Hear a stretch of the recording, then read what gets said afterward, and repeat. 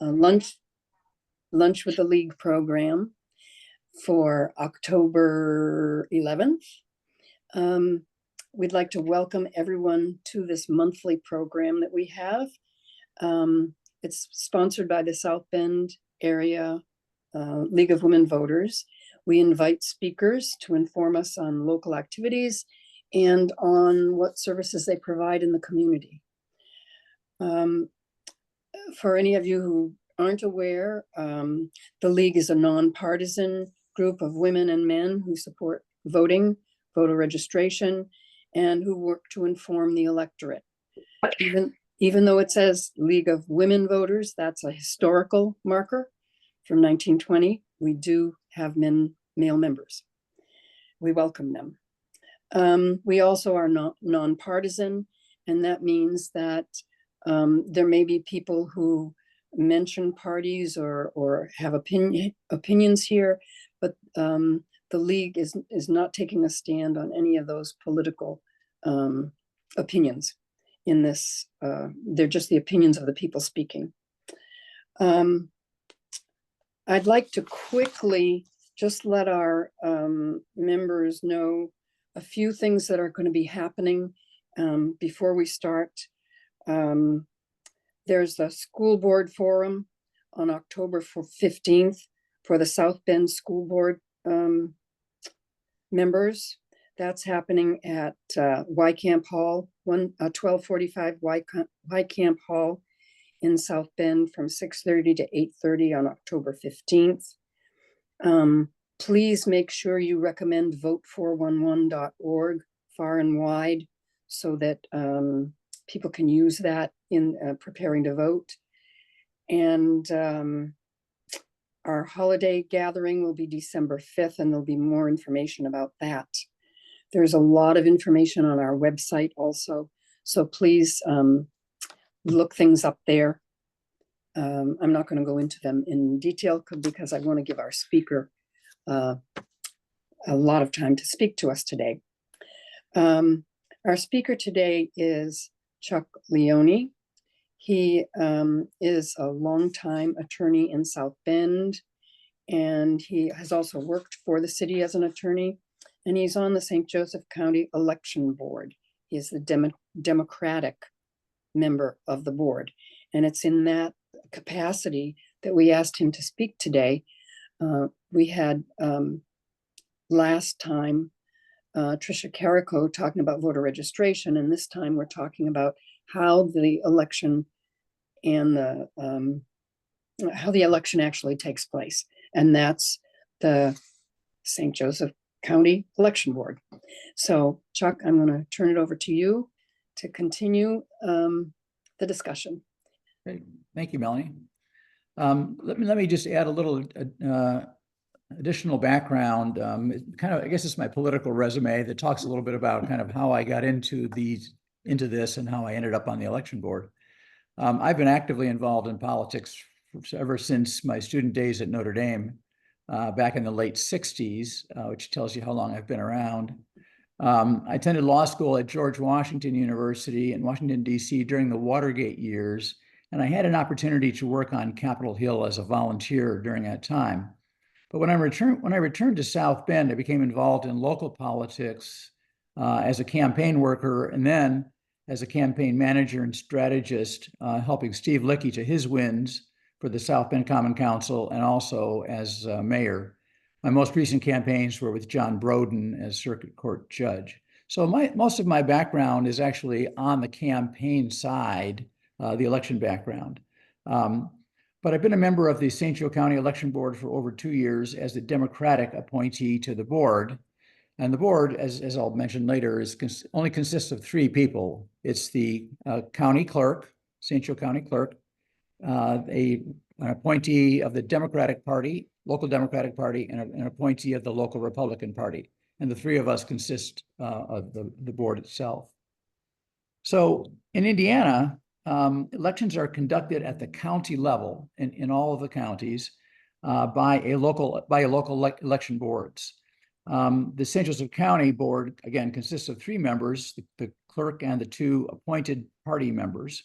I'm the appointee of Diana Hess, who is the chair of the St. Joseph County Democratic Party. There is no statutory term of the appointed members, and they can be replaced by the appointing party chair at any time. Our current other board member, in addition to Amy Rolfes, who is the county clerk, is Marcel Leben at this time. It had been Tom Dixon up till about mid-September. Tom resigned, and Marcel Leben was appointed by the Republican county chair. So the election board has the authority to appoint, in order to do its business, to appoint deputy election commissioners as well. And we've traditionally done that only on election day.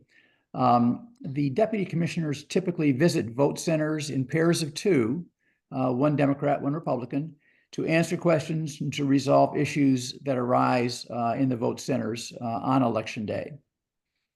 So the primary job, though, of the St. Joseph County Election Board is to administer the election process within St. Joseph County. In other words, to hold elections. And that includes primary elections, general elections in the fall, but also any special elections that might be called if an office is vacant and a special election needs to be held. So, for example, in 2025, there are no elections scheduled, none of the regular county offices, no federal offices. And the municipal elections are on the odd years, not because they were last year, it'll be, again, 4 years down the road, so it'll be 2027 for those. The primary job of the election board is to administer the election process. And as part of that, the board has the authority and the responsibility to, first of all, prepare and certify ballots for each election cycle.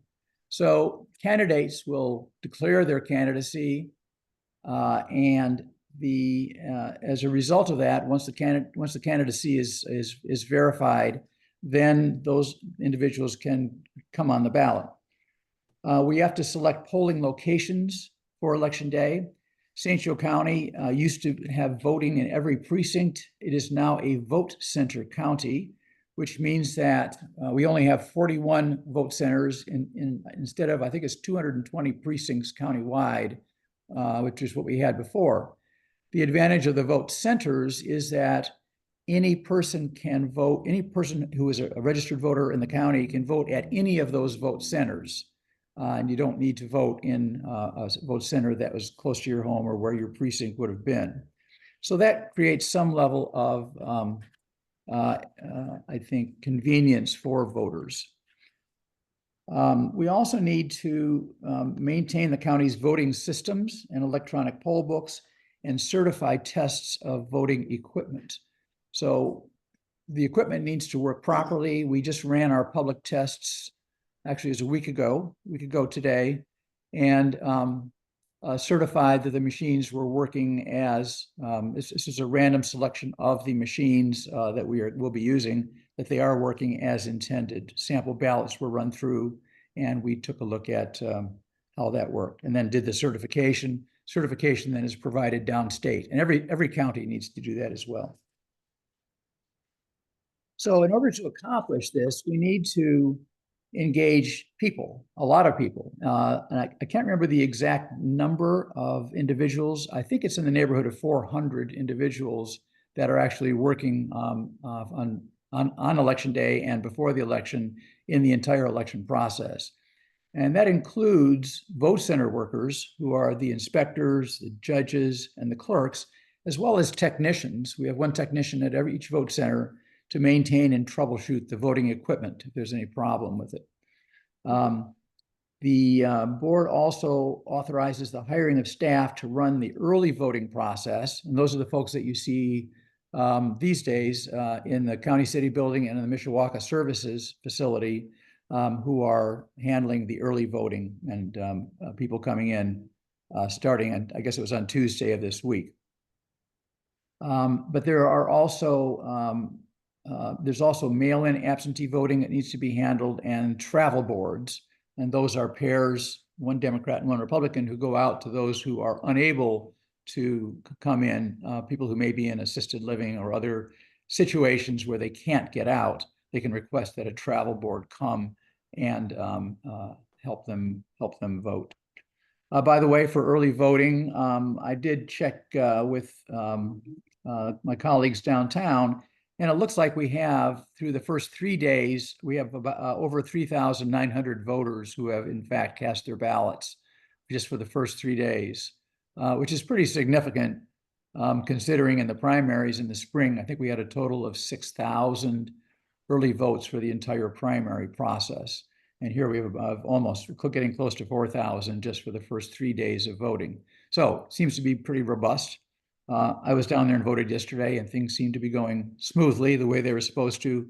No lines, but the place was busy, which was good. So on election day, the election board is in session all day to identify and deal with issues as they arise at vote centers. So all kinds of issues pop up. We get there at 5 a.m. because that's the time that that each of the vote centers is supposed to be open for the workers to come in and get set up, including the technicians. It turns out invariably there's some vote center that is not open because somebody overslept and forgot to bring the key. So we have to have people. It's just like any other kind of large operation. It never goes perfectly, and so we have to make sure that we have contact information to get the vote. Make sure the vote centers are all open, and then make sure that everybody who is supposed to be there actually is there. So all of our vote center employees and poll workers and the technicians as well to get everything set up. We also have to deal during the course of the day with claims of electioneering or any violation of election law, and deal with those and try to get them resolved as easily as possible. As part of the run-up, though, to election day, we conduct training sessions for those who will be working. Many of the folks who are working, I'll bet 3/4 of them have worked before. We have a good, strong group who's doing that, but we have new people, of course, all the time. So we need to have a comprehensive training as to how to handle the whole process from beginning to end, and that's typically done in the week prior to election day. It's done by the board, but also through the clerk's office.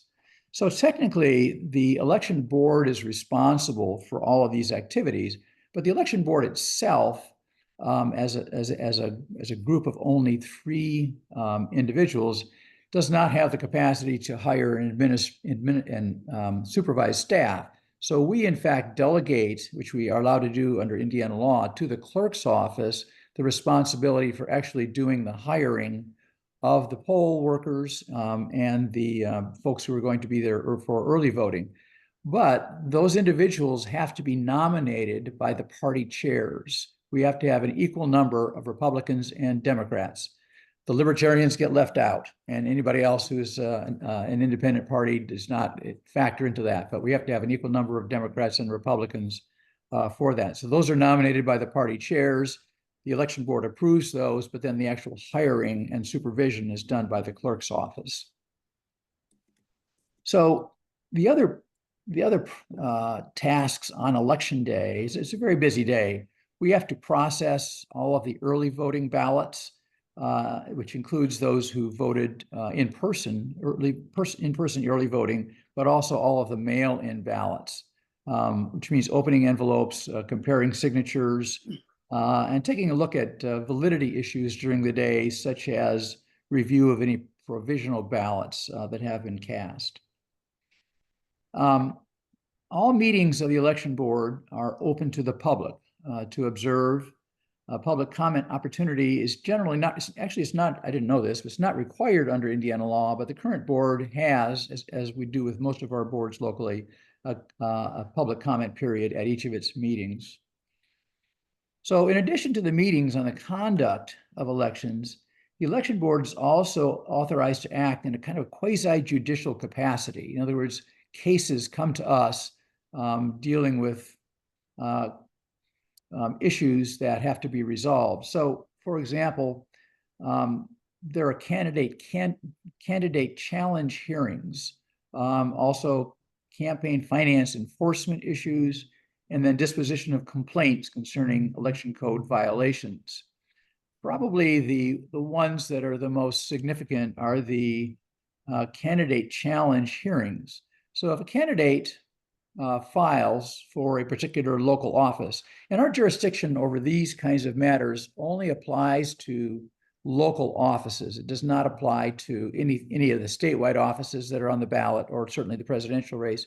And it also does not apply to, I think there's a couple of other offices for which you have to file downstate. I believe it's circuit court judge and the prosecutor. Those are the ones that have to file. They have to file their paperwork downstate, and the state looks over those petitions and so on. But when an individual files a declaration of candidacy, the clerk goes through a preliminary check to determine there's a correct number of names, that the individuals signing are registered voters of the county, and that there's no issue with the petition itself. But there are challenges that can be made to that process, and our job is to hold hearings and make a ruling on those questions concerning the validity of a candidacy. So the type of hearing that we have, there are a few different types of hearings. And probably the best way to explain them is to give you some examples of the ones that we've actually had. I have been on the election board for a little bit over 2 years now, and I'm the most senior person on the board, which doesn't tell you a lot about our depth of experience. But during the time I've been on the board, we've had several challenges. The first one was a very interesting one. There was a challenge alleging that the candidate was not a resident of St. Joseph County, Indiana. And that was a challenge. That was when it was 2 years ago in the county assessor's race. And the Republican candidate at that time was Mike Castellan. And he had been I think it was the Penn Township assessor, I believe, but he was running for St. Joseph County assessor. And a challenge was made that he, in fact, was not a resident of St. Joseph County, Indiana, because the evidence showed that he did own a home in Florida with his wife, and that he, in fact, was spending more time there. And this is, of course, during COVID also, more time there than he was up here. And so we held a hearing, and we looked at all of the evidence to make the determination. And it had to do with anything that would indicate residency. Where are your vehicles? Where do you pay taxes? Where are your vehicles registered? Have you claimed citizenship or claimed residency in any other place? And we determined, based on all the evidence, that in fact he was a resident of St. Joseph County, Indiana. And based on that, we disallowed the challenge. But that was the kind of thing that happens. But it's like any kind of judicial hearing where you hear from both sides, you accept evidence, and then you make a ruling based on that.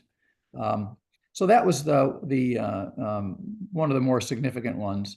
We also had in challenges in the primaries, both last year and this year, challenges that the candidate was not a member of the party in which the candidate sought to be listed on the ballot in the primary election.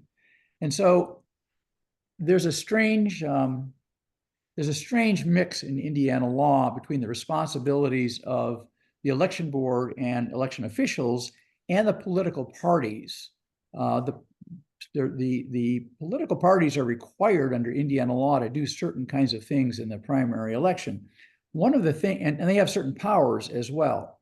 So in the party's primaries, the party can object to a person who wants to run either as a Republican in the Republican primary or as a Democrat in the Democratic primary if they don't meet certain qualifications. And the main qualification is that you had to have voted as in that party's primary the last 2 times you voted in a primary. And if you haven't, then you have to have the permission of the county chair for that party to be on the ballot. And so we had 3 different challenges, and I think one of them, I think all of them, were denied, as I recall. But they all had to do with whether or not the a person who had not voted in the primary was in fact a member of the party. And then there was also a very interesting challenge that we had this year, and that was I think we resolved it only in August or September of this year. It had to do with a challenge for a nonpartisan race. And this was for the Penn Harris Madison School Board. There was an individual named Ben Dallas who wanted to run as a candidate, and he wanted to use a nickname, and the nickname was MAGA. Yeah. And it was a little bit difficult. It was something that was kind of new. So the Indiana law does allow a candidate to use a nickname on the ballot. But he wanted to run, his name was Benjamin Dallas. He wanted to run as Ben MAGA Dallas. So there were multiple, well, actually there were two challenges filed against him. We looked at it and we decided that he was not allowed to be a candidate for two reasons. One was that the law specifically does not allow two nicknames to be used on the ballot. And he was using Ben, because his name was Benjamin, he was using Ben, but he was also wanted to use a second nickname. And we said, you can't do that. Because it's and then the second reason, of course, was that this is a nonpartisan race and partisan labels would be inappropriate. We couldn't find any authority, and it's not unusual for us to check with the folks down at the election division, Indiana election division, who readily provide advice to us on any of these issues. There are two appointees down there, one Democrat and one Republican, and they're very quick and they're very knowledgeable about all of these issues. So we checked with them also on these kinds of things. But we determined that because he wanted to use a political label, that was another reason why he should not be on the ballot. So we disallowed his candidacy, and in fact, he is not on the ballot for the Penn Harris Madison School Corporation this time. So, but that was kind of a new one, and that's the kind of thing that occasionally you see that comes along that we have to try to resolve one way or the other. The other responsibility that we have is that we're responsible for the physical and cyber security of voting systems and election materials. And we're required to follow specific statutory requirements for handling, transporting, and storage of ballots before and after and during each election. So here, when you start getting into how do voting machines work and are they in fact accurate and in fact are they reliable, we don't have the expertise ourselves, and there's nobody in county government that has the expertise to determine this. So we rely on a couple of folks on the outside, a couple of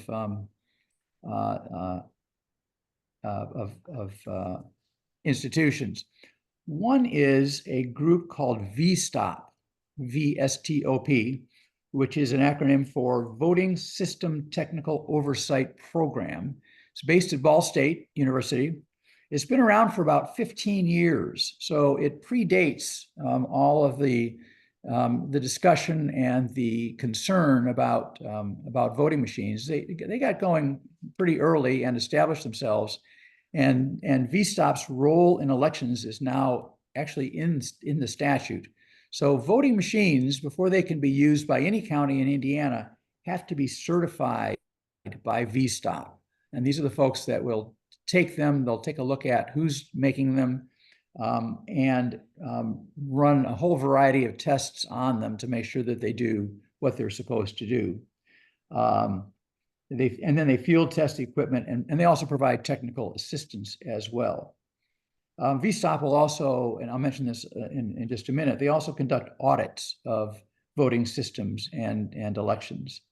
So that's one group that helps us and helps the state determine, in fact, that the machines that we are using, whether it's the poll pads or the OVOs, which actually count the votes, they are in fact doing what we expect them to do. There's another agency that also has been helpful. It's a division is a federal agency called CISA, CISA, which is Cybersecurity and Infrastructure Security Agency. And it's a branch of Homeland Security, federal Homeland Security.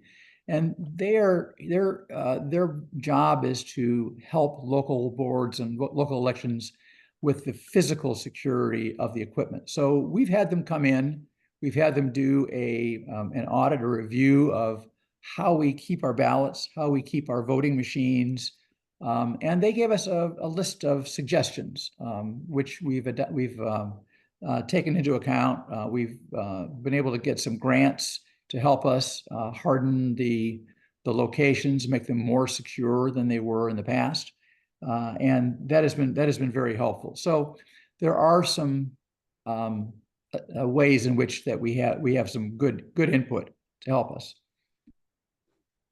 So let me just mention the audit responsibility of the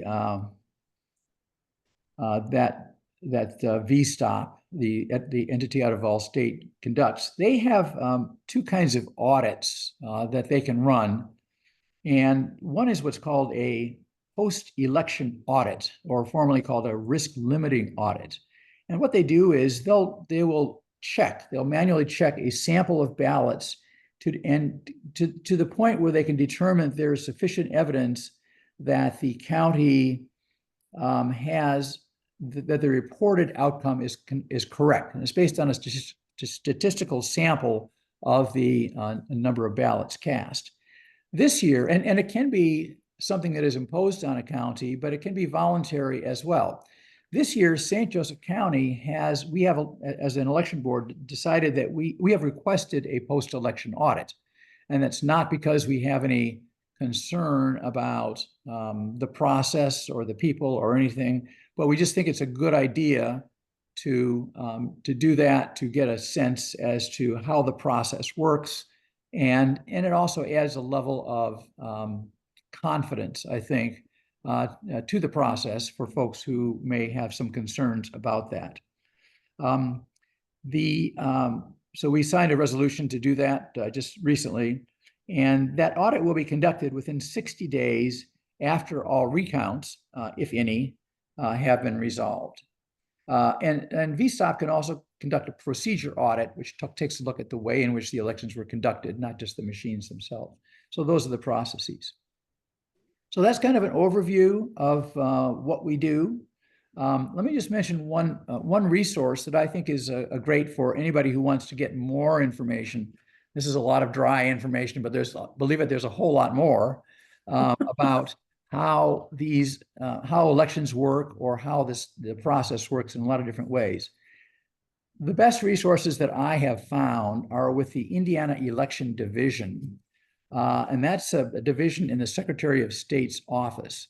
So the best way to get that material is to go onto the Secretary of State's website and go to the Election Division.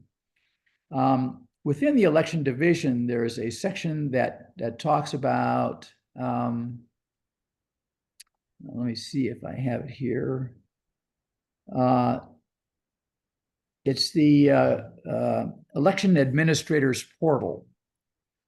And then in there, if you look at conference publications, the Election Division conducts a conference every December.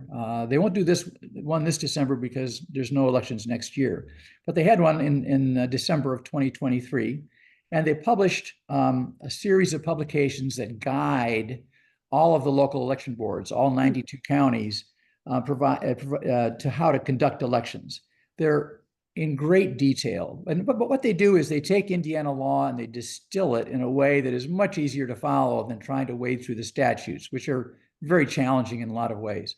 So for example, this is the Indiana Election Administrators Manual. You can see, I don't know how many pages it is. It's about 260 some pages, plus forms at the end. But this is available electronically under those training materials. And if you want to look up anything, if you want to look up how audits are done, if you want to look up at the rules for conducting hearings, all of that is here. It's very, very valuable and very easy to read. But in addition to that, there are all kinds of other materials for example, the voter registration guidebook. It's available, again, electronically in the same location. Indiana Candidates Guide. This is for, of course, for candidates who want to make sure that they're meeting all their deadlines and what their responsibilities are. The election calendar. And as you can see, it's surprising to have just a one-year calendar. It's about 100 pages long, so lots of deadlines to worry about. And then finally, Indiana Campaign Finance manual. So all of these are available on that site, and I find them to be a great resource, and I use them regularly, as do other folks, and it helps kind of things to move along smoothly. So that's kind of the overview. Happy to take any questions. Yeah, okay. Chuck, you wanted me to read questions, and we have a number here. Okay. So I'm going to start at the beginning. All right. What is, I don't quite understand this, but you probably will. What is the length of the stall at the county city building? Where does it start and where does it end? Oh, maybe that's referring to the chute. So yeah, so that's, that's really a good question, because at every voting place, there's supposed to be a chute that is 50 feet long, that is the entrance to the place where you actually vote. And in that chute, there's supposed to be no electioneering materials. In other words, nobody passing out literature, no signs, nobody wearing anything that supports a candidate. In the county city building, there actually is, as soon as you go, I actually voted yesterday. So as soon as you go in the door, as soon as you go there's kind of an external lobby to the building. As soon as you're there are two doors that have two lanes. And the lane that is closest to the north side of the building appears to be the chute. And there is a county police officer who's there helping to direct traffic, and as are a couple of other folks. And that looks to be the chute, looks to be about the right length. And then from there, you go indirectly to the folks who are directing you over to the folks to have you sign in to check your registration and to get your ballot to take to the machine, or take your receipt to take to the machine to pull up the correct ballot. So that's my guess as to how they have it set up. I haven't seen the actual, it's not labeled as such, but that appears to be what it is. Okay, the next one is, can you speak generally about conflicts of interest? For example, Marcel Leben is also the attorney for the town of Walkerton and for the Board of Health, but those duties seem distinct from the Board of Elections, true? Yeah, those are very distinct from the boards of elections. I don't know that representing other boards is necessarily a conflict of interest. He serves as an attorney for those boards, but the question comes up is there anything that he does in that capacity that would jeopardize his ability to make a decision on the election board? And the safe way to deal with a conflict, or even a perceived conflict of interest where there's an appearance of impropriety, is to recuse oneself. And that can be done. So the statutes provide that if any of the election board members are unable to perform their duties for whatever reason, it could be that you're in the hospital for the day and there's an election board meeting, it could be anything. You can appoint a proxy, and the proxy can fill in for you for whatever time you designate. So if in fact there were a conflict of interest, and it has to be identified as to what it is. Generally, you can't just say because you represent a particular board that you have a conflict. It usually has to be something that is specific. But he could, or I could, if I were in the same situation, name a proxy.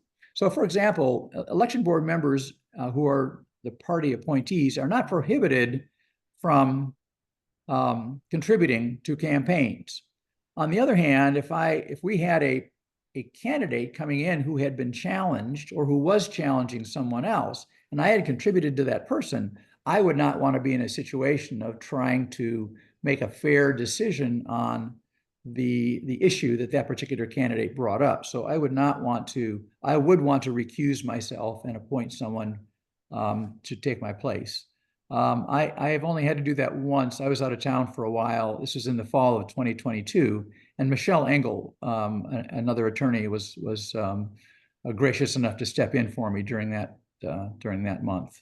time that I was unavailable. But that is the way that those things are typically resolved. Okay, the next one is there a reason why folks use the travel board rather than absentee ballots? You know, that's a good question. I don't know. I have not looked in detail at the actual at the actual scope of what the travel boards can do. It may be the travel boards have the ability to assist a voter if they do it together. So if a voter is, for example, living alone, but may not have the ability to write very effectively, or to kind of process paperwork very, well, it may well be that having actual people there, and it's got to be a bipartisan team that would assist the person to do that, where they may not feel comfortable being able to actually handle and mail back in a ballot. That would be one of the reasons that I could think of. There may be others. I don't know the fine distinction, but usually requests for the travel board are recognized and honored.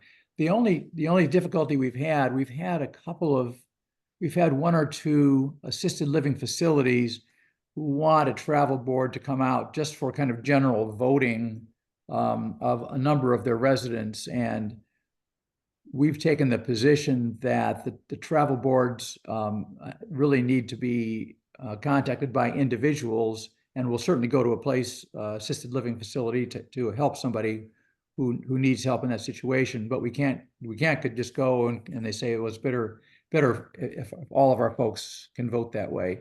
So we haven't done that. Okay, this is a different area here. The next one is, are additional poll workers still needed? I think it's always good to have poll workers, extra poll workers available. I do know that on the Democratic side, I know that Diana does have extra names, because typically on election day, with as many people as we want, there are people that are, for whatever reason, either they forget, or they can't make it, or something happens that prevents them. So we have people who can fill in. So it's always good to have extra names, and I'm sure that's the same situation on the Republican side. So we have, I think we have another week or so, I think, to kind of finalize some of the names for election day. And if people are still interested, I would say contact the party chairs, and they will in fact take your name. And although it is kind of a crazy time to be able to kind of manage all of this all at once, but they'll take your name and hold it in reserve just in case. Okay. Do you know if very many young people have signed up to work on election day? I do know that there has been a concerted effort to get young people to work. That the clerk's office, Amy office, has in fact gone to the schools and made some presentations.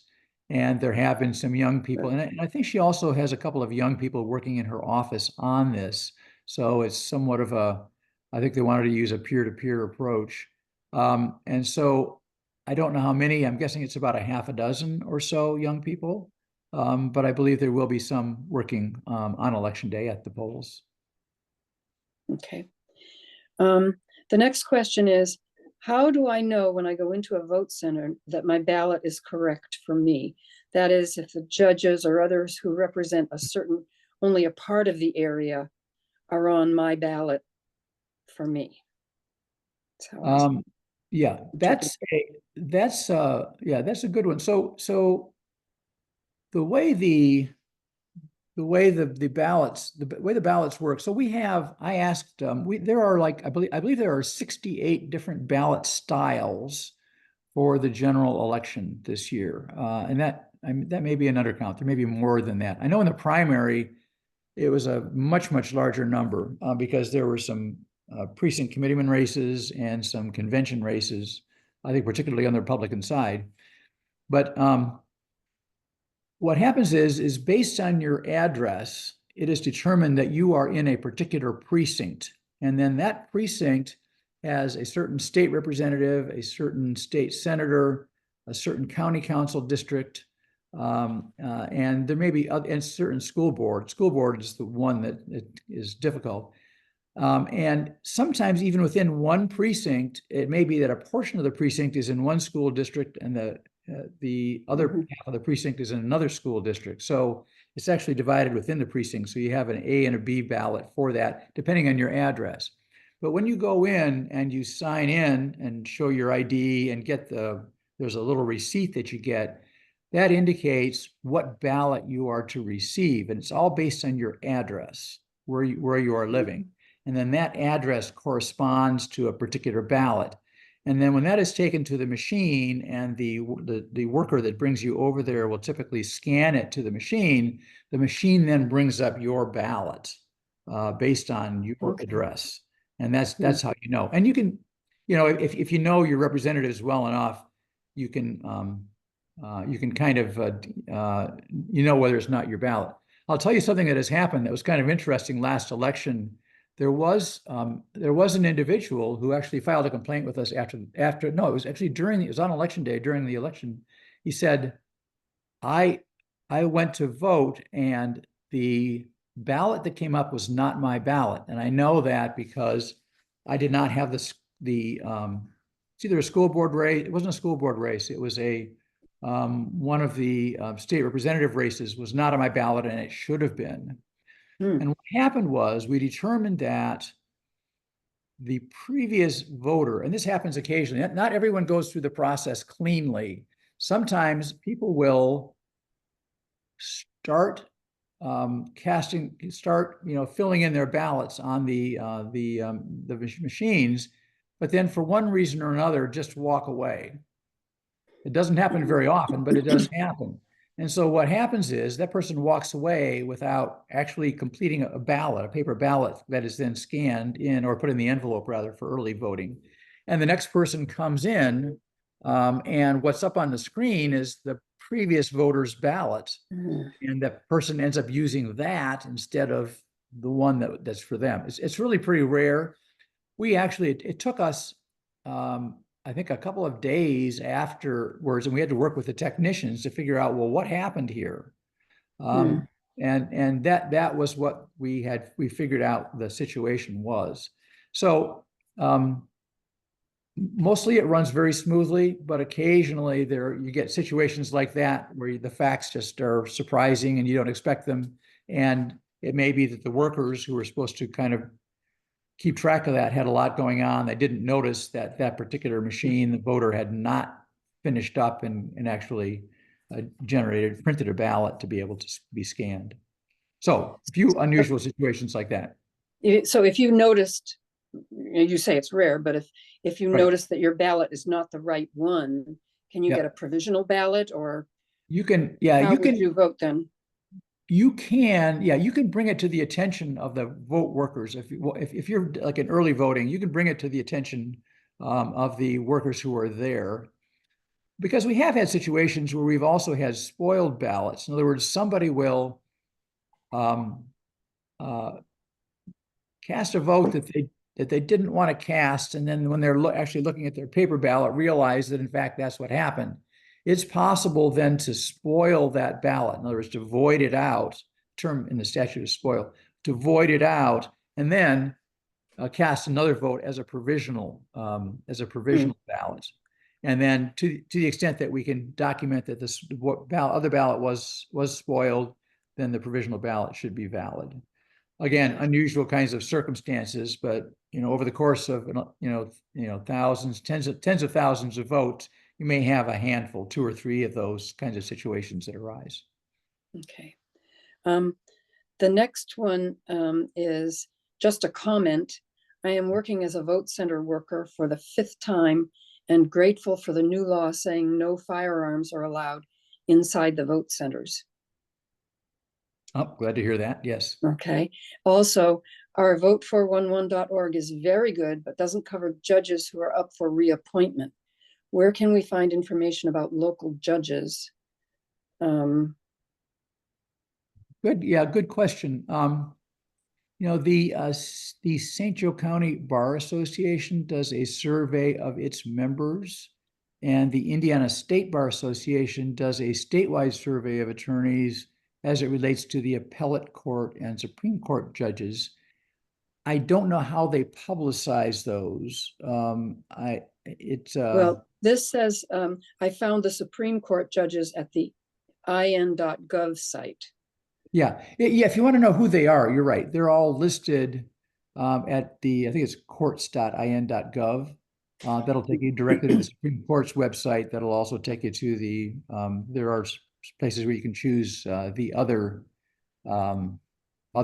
courts as well.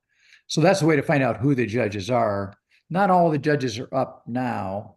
It's just a question of they go through a rotation. I think after they're appointed, 2 years, and then every 6 years thereafter. And that's appellate judges as well as local court judges. Can I chime in? We actually have added this information to Vote 411. So there are links to those bar association surveys. There are links to their former rulings. You will find both the statewide and the St. Joseph County judges up for retention now have all that information. So that has been added. If you looked when we first published the guide, that was not there. But if you look now, you should see that information. Okay, we appreciate those members who reached out requesting it. Yeah, that's great to hear. That's great to hear because thank you. Minders, I think that it had been more widely published in the past, and I think there hadn't been a central place until now. So that's really good to hear. We have a lot of questions yet to go. Why don't the Republican vote center judges have to accompany the Democratic vote center inspector into the county city building to return vote center materials anymore? There's a form requiring the judge's signature when the vote center materials are turned in. Yeah, they should be traveling together. So that's part of the way in which all election materials are handled, whether it's ballots that are coming from the post office. As soon as they leave the hands of someone in the post office, there have to be two individuals, one Democrat and one Republican, to pick them up. But that's also true for any election materials that come back. It's my understanding is that the two of them, the inspector, who is a Democrat in this election cycle, and the judge, who is a Republican in this election cycle, should travel together until those are delivered to the election board on election day. So if anybody is not doing that, check in. And the election board, by the way, is available all day by phone on election day to deal with those kinds of issues. And if anybody is concerned about that, call us. Either we will deal with it directly, or some of our deputy election commissioners will deal with it. Okay, the next one, moving right along. Based on our last lunch with the league, I'm impressed with the thoroughness of the election board and our county clerk. This is based on grants we are using to fund various things, including the high school poll workers and so forth. Do we know how our team compares with those in other counties? I don't know that. I do know that just from attending the conferences in Indianapolis, I've just been to 2 of them so far, is that there seems to be a very strong commitment to what needs to be done to run elections fairly.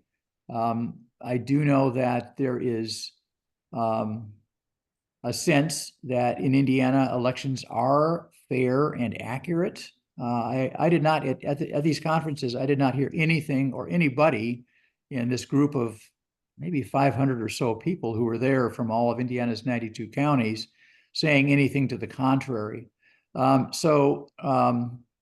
My sense is that it's a fairly strong, we have a fairly strong system and a fairly accurate system, but I don't know individual comparisons in terms of how that works.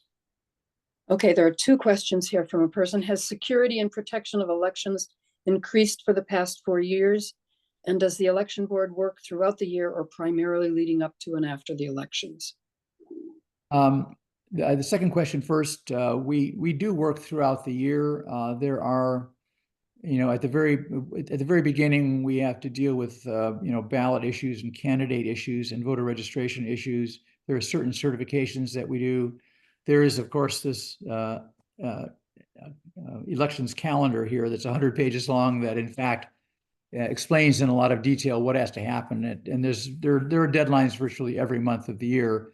Some things can be done administratively, but some of them require election board action. And so we have to do that. So for example, vote centers, we have to determine prior to the primaries, quite a bit prior to the primaries, where the vote centers will be.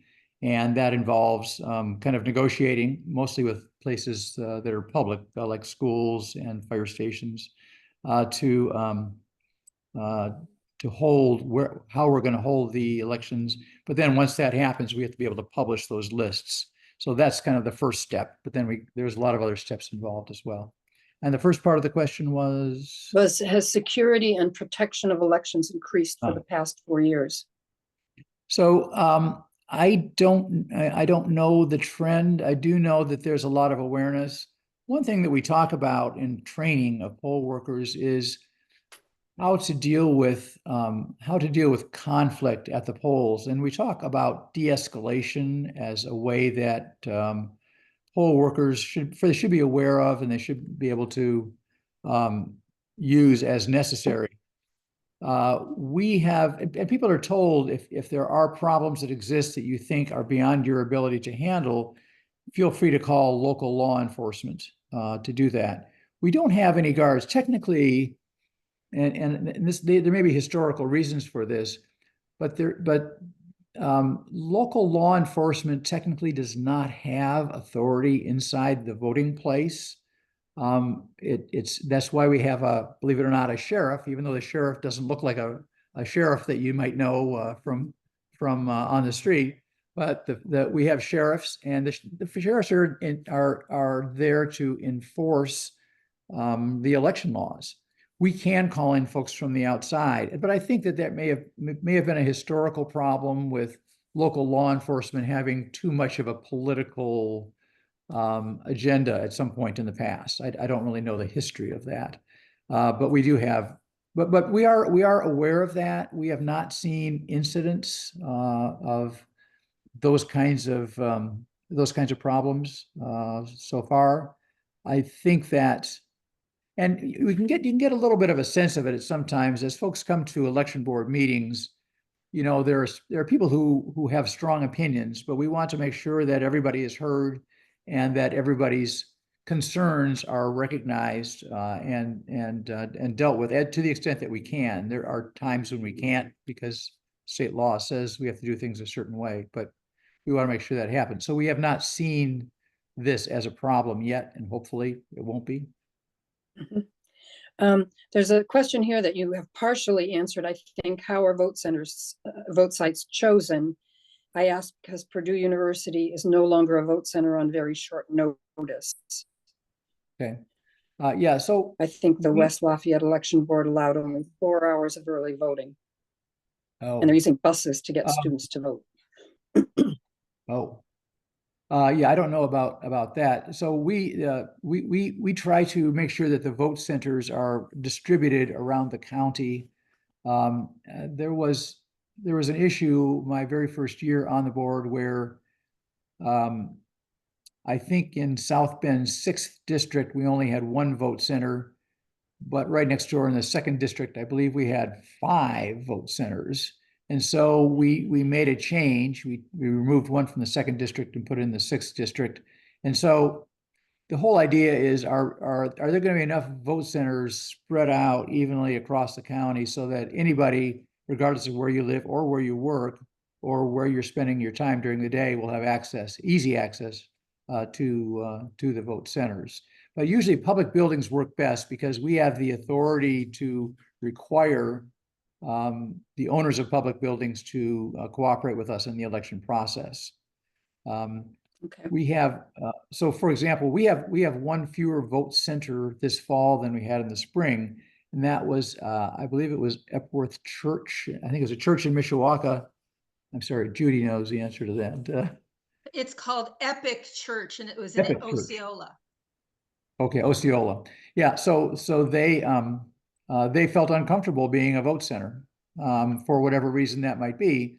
And so we could not require them to do that because they weren't a public building. But for the schools and other buildings, other public buildings, usually it works out fairly well and we have good cooperation. Okay. This is a comment. I interviewed Amy Rolfes for Politically Speaking from Elizabeth Benyon, obviously, yesterday. She got a lot of high school students, about 35, but only a few college students. And way to go, high school students. Perhaps they were influenced by the League of Women Voters visits to their schools, maybe. Next one, at a recent election board meeting where the board approved the destruction of paper ballots going way back a few years, a staff member casually mentioned that the ballots from the 2020 presidential election would not be destroyed because they are still under a challenge. Is that a reference to former President Donald Trump's general claim that the election was fraudulent, or has there been a local challenge to those ballots? I do not know the answer to that. I started in 2022, so I don't know what the history was of the 2020 ballots. I think the general rule is if there's any doubt at all about whether or not something should be preserved, you preserve it. And so that's probably why those are being kept. And then there may be other challenges that relate to recounts or other things that might still be pending. Usually election matters are resolved by the courts fairly quickly. They're given high priority to get through the process because of when folks are scheduled to take office. But I don't know. The law says that we have to hold all of our materials for 22 months after the election, unless something is pending or there is some dispute that has not yet been resolved. So that is why I think we permitted the 2022 ballots to be destroyed. We still, of course, have the electronic records that relate to that, but the paper ballots can be destroyed.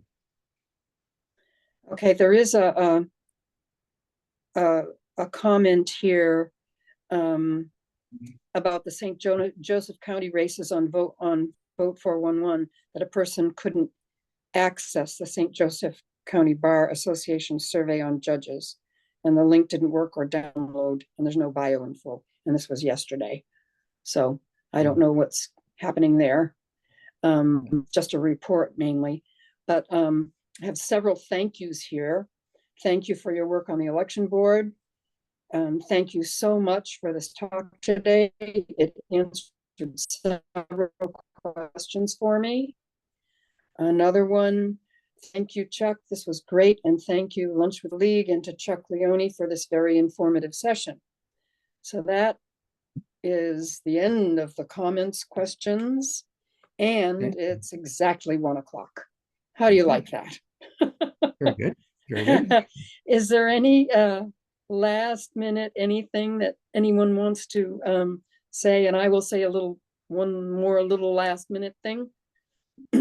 I just wanted to mention that there is another event that the American Democracy Project at IU South Bend is hosting, in addition to the school board one, regarding who's on the ballot.